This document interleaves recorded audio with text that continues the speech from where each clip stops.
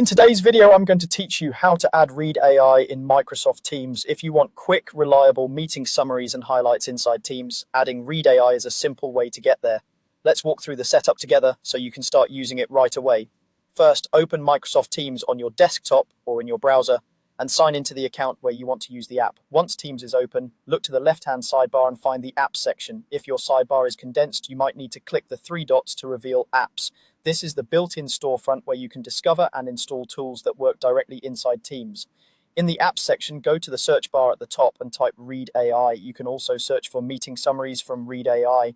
You should see the listing appear in the results. Open it to review the details. This is a quick way to confirm you've got the right app, see what it does, and check any permissions it requires. If your organization has app permissions in place, you may see an approval notice. Just be aware that this is normal in some workplaces. When you're ready, click Get It Now, Install, or Add, depending on the button you see.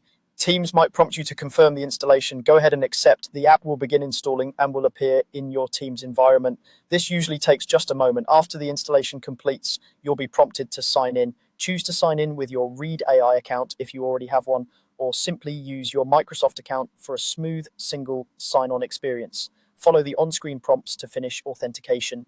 If you're asked to grant permissions, review them and continue. This step securely connects Read.ai to your Teams account so it can access your meetings and generate summaries as intended.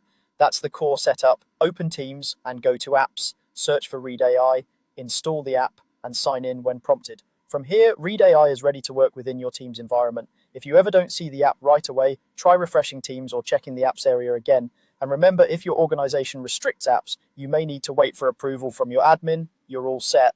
With Read.ai added to Microsoft Teams, you can save time, stay organized, and capture key takeaways from your meetings without the hassle of manual